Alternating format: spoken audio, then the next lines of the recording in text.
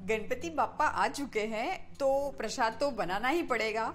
तो आज मैं बना रही हूँ traditional modak with the cranberry का ट्विस्ट। बहुत ही अच्छा ट्विस्ट लगता है ये क्रैनबेरी का। कोकोनट की जो मिठास होती है, गुड़ की मिठास, कोकोनट की मिठास, और उसके साथ हल्का सा वो क्रैनबेरी का खट्टापन, इतना यमी लगता है। तो आज सोचा कि गणपति बाप्पा को भी क्रैनबेरी वाला प्रसाद खिला देते हैं।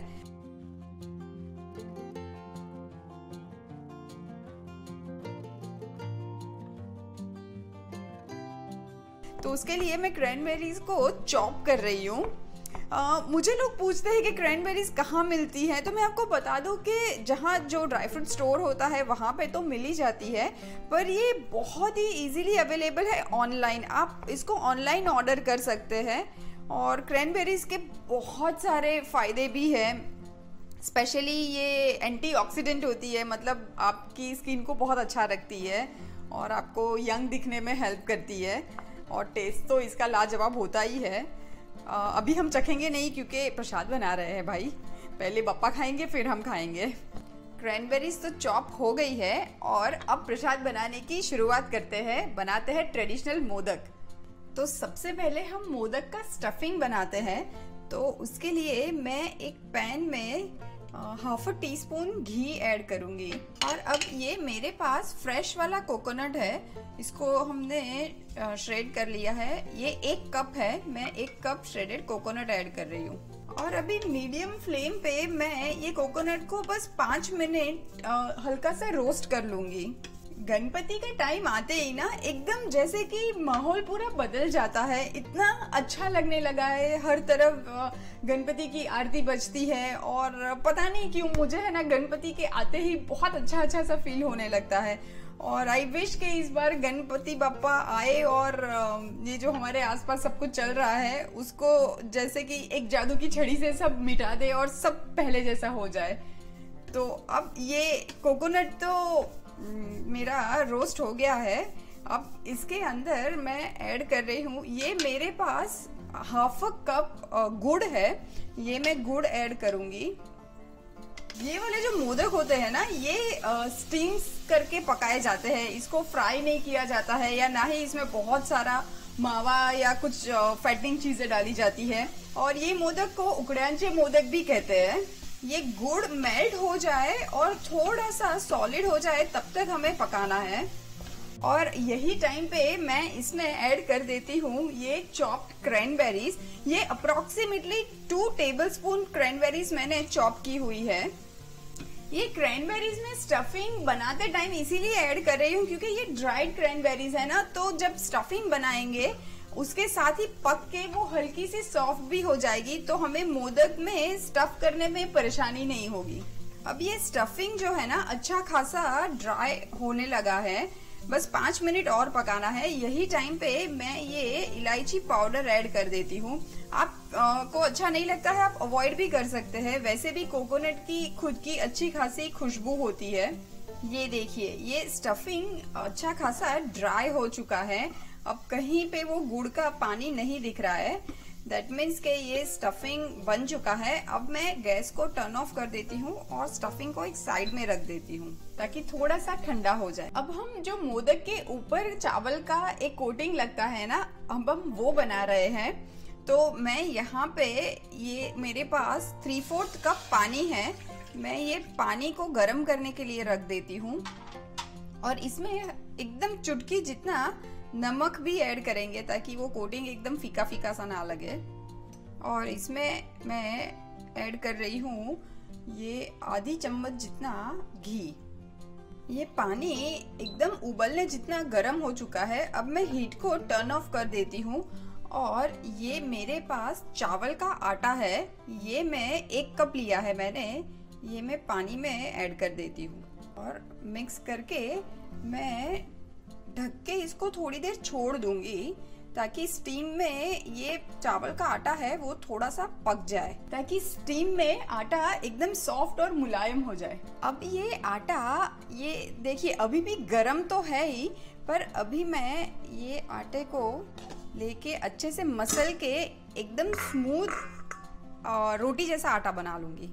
अब मैं हाथों में पहले थोड़ा सा घी लगा लूँगी ताकि ये चिपके नहीं हाथों में, और ऐसे मसल के बनाने की कोशिश करेंगे।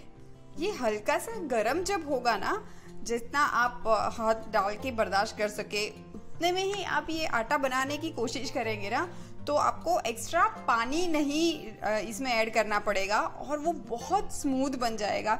एकदम ही ठंडा करके फिर आप बनाने की कोशिश करेंगे ना तो वो सूखा सूखा बनेगा। अगर आपका आटा इतना स्मूथ नहीं बन रहा है तो आप थोड़ा सा पानी डाल के इसको वापस से गूंद सकते हैं। मैंने अभी तक बिल्कुल पानी नहीं डाला है क्योंकि मैं गरम गरम में ही काम कर रही हूँ, तो मेरा आटा वैसे ही स्मूथ बन रहा है। ये आटा तो रेडी है। अब इसमें से मैं एक छोटा सा पेड़ा काट लेती हूँ और ये बाकी का आटा जो है उसको हम ढक के रखेंगे क्योंकि चावल का आटा बहुत जल्दी सूख जाता है। अब ये पेड़े को एकदम पहले गोल स्मूथ कर देते हैं। अब यहाँ पे मैं हाथों से ही इसको चपटा कर देती हूँ और हम उंगली और अंगूठे पे थोड़ा थोड़ा सा घी लगा देंगे ताकि ये चिपके नहीं, और ऐसे दबाते हुए मैं एक पूरी जैसा शेप दूंगी। आप देखेंगे कि ये वाला जो अंगूठा है ना वो मैं सेंटर में रख रही हूँ, तो वो सेंटर को प्रेस करते जाएगा, और ये वाला हाथ और अंगूठा ये ऐसे किनारों पे है तो किनारे पतली करते जाएगा। ऐसे साइड्स है ना जितनी हो सके उतना पतला कर देंगे हम, ताकि वो जो हम प्लेट्स बनाएं वो अच्छे से आ सके। और पहले ही हम स्टफिंग रख देंगे। मैं 1.5 टीस्पून जितना स्टफिंग ऐसे ले लेती हूँ और बीच में रख देंगे। थोड़ा थोड़ा स्टफिंग नहीं डालेंगे वरना वो मोदक में मज़ा नहीं आती है जब तक वो अच्छा खासा स्टफिंग ना हो, वरना फिर वो आटा आटा जैसा लगता है। तो ये स्टफिंग को मैं पहले सेंटर में रख देती हूँ, और अब हम ये घी वाला ही हाथ है और मैं प्लेट्स बनाती हूँ। पतली पतली सी बनाएंगे और जितना हो सके उतना पास बनाने की कोशिश करेंगे। ये मैं ऐसे दबाते हुए बाहर की तरफ पिंच कर रही हूँ, अंदर की तरफ पिंच नहीं करिएगा वरना वो प्लेट्स दिखेगी ही नहीं। ये ऐसे दबाते हुए मैं बाहर की तरफ पिंच कर रही हूँ। और अब ये सारी प्लेट्स को मैं ऐसे इकट्ठा करते हुए मोदक को घुमाते हुए बंद करती जाऊंगी। ये देखिए, और ऐसे दबाते हुए ऊपर एक ऐसा हम टेम्पल शेप दे देंगे। ये मोदक का ट्रेडिशनल शेप होता है। और इसके बाद वापस से ये प्लेट्स को थोड़ा सा ठीक कर देंगे ताकि मोदक हमारे बड़े सुंदर दिखे, क्योंकि ये रोज़ नहीं बनते हैं ना, साल में एक ही बार बनते हैं, तो इतनी प्रैक्टिस नहीं होती है मोदक बनाने की। पर हाँ, बनाने वाले बहुत सुंदर हाथ से बनाते हैं। पर ये भी सुंदर है। आई होप के पापा खुशी हो जाएंगे इतनी मन से और मेहनत से बना रहे हैं। ये पहले वाला मोदक तो रेडी है, बस मैं ऐसे ही और भी बना लेती हूँ। मोदक तो बनके रेडी है। अब बारी आती है इनको स्टीम करने की। ये देखो हाथ से बने हुए की निशानी है कि एग्जैक्ट सेम शेप नहीं आता है, बट दैट्स ओके। हम हाथ से बना रहे हैं, मोल्ड से नहीं बना रहे हैं। आप चाहो तो मोल्ड से भी बना सकते हो। ये मैंने एक छन्नी ली है, उसमें भी मैंने थोड़ा सा घी लगा दिया है ताकि मोदक चिपक ना जाए। आप चाहो तो केले का पत्ता भी रख सकते हो, पर हाँ उस पर भी थोड़ा सा घी लगाना ज़रूरी है। और मैं ये सारे मोदक पहले छन्नी में रख देती हूँ। थोड़ा थोड़ा डिस्टेंस में रखेंगे ताकि स्टीम आ सके। और अब मैं स्टीमर में रख देती हूँ। मैंने पानी उबलने के लिए रख दिया है। ये पानी तो अच्छे से उबल रहा है, उस पर मैं ये मोदक रख देती हूँ और मुझे बस इसको 7 से 10 मिनट ही पकाना है। बहुत ज़्यादा ओवर स्टीम भी अगर आप कर देंगे ना तो वो बहुत चूई बन जाएगा, क्योंकि चावल का आटा है ना, तो वो चूई बन जाएगा। तो एग्जैक्टली 7 से 10 मिनट ही पकाना है, मीडियम फ्लेम पे, और ढक के पकाना है। 10 मिनट हो गए हैं और अब देखते हैं। ये देखिए बहुत अच्छे मोदक स्टीम हो गए हैं। ये मोदक ना टोटल कलर नहीं बदलेंगे, ये बस हल्के से ट्रांसलूसिव हो जाएंगे और 10 मिनट में तो मोदक पक ही जाते हैं। अब प्लेटिंग करते हैं। ये देखिए, ये नीचे हमने घी लगाया था ना छन्नी में, इसलिए मोदक बिल्कुल भी नहीं चिपकेंगे। मेरे पास यहाँ पे गरम दूध में भिगाया हुआ केसर है, ये मैं कहीं कहीं पे रख देती हूँ। ये बहुत सुंदर दिखता है। और थोड़ी सी क्रैनबेरीज भी रख देते हैं ताकि पता तो चले कि हमने क्रैनबेरी वाले मोदक बनाए हैं। तो लीजिए, तैयार है बाप्पा का प्रसाद क्रैनबेरी मोदक। इस त्योहार बाप्पा को दीजिए क्रैनबेरी का स्वाद। बोलो गणपति बाप्पा मोरया।